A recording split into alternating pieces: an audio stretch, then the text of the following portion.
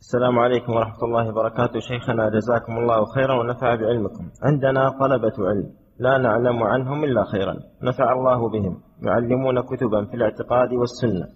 وانتشر فجاءنا بعض الأخوة ونشر في الطلبة أن العلم أولا لا يؤخذ إلا من الأكابر، وثانيا لا بد من تزكية من العلماء لهذا القائم بهذه الدروس، فأدى هذا إلى ترك بعض الدروس التي لا يوجد غيرها في المنطقة عندنا، فما موقفنا من ذلك؟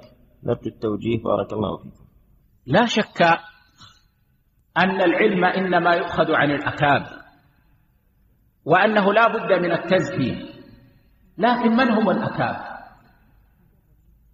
الأكابر من كبرهم علمهم وعرفوا بالعلم ولو صغر سنهم، ولو كانوا شبابا، فهناك أكابر من الصحابة صغار في السن أخذ عنهم العلم وأنار علمهم الدنيا، فهذه قضية من الأهمية بمكان، وهي أن الصغير قد يكبره علمه فيعرف بالعلم المتين النافع، وهذا كثير في السلف بدءا من الصحابة رضوان الله عليهم إلى ما بعد الأئمة. ولا بد من التزكية، فإن العلم دين، فينبغي أن ننظر عمن نأخذ ديننا. لكن كيف تكون التزكية؟ التزكية تكون بثلاثة أمور. نص العلماء المعتبرين على تزكيته، أن ينص العلماء أو بعضهم، ولا نحصر التزكية في عالم ولا عالمين ولا ثلاثة، بل أن ينص عالم من العلماء المعتبرين أو جمع منهم على أن فلانا مزكى ويصلح لأن يؤخذ عنها العلم. الأمر الثاني أن يشتهر بالتعليم من غير أن ينكر عليه من أهل العلم،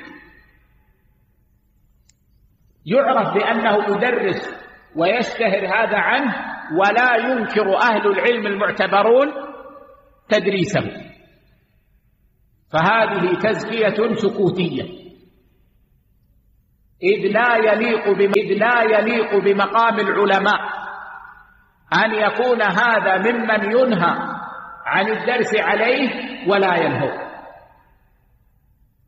والأمر الثالث، وهذا من الأهمية بمكان، أن يزكيه علمه، فلا يعلم إلا السنة، أعني ما يكون فيه الحق، ولا يأخذ إلا عن علماء السنة ويقرر كتب علماء السنة، ولم يؤخذ عليه رد لكلام العلماء المعتبرين ولا مخالفات للسنة، فهذا يزكيه علمه. وليس كل طالب علم نافع يعرفه العلماء، ولكن ينظر في علمه الذي يبثه، هل يعلم السنة؟ هل يحترم آراء علماء السنة؟ هل ينقل كلام علماء السنة؟ فإن كان ذلك كذلك فقد زكاه علمه ويؤخذ عنه العلم. والقول بأنه لا يؤخذ العلم إلا عمن زكاه العلماء نصا يسد باب الخير.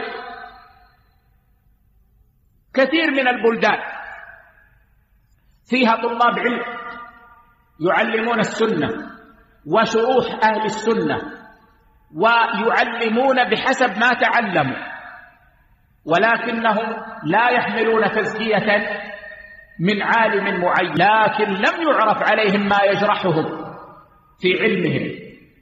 فإذا قلنا إنه لا يؤخذ العلم عنهم لن يبقى علم في كثير من البلدان، وسيسد باب الخير، ويقوم أهل البدع ويدرسون، وأهل السنة يكفون،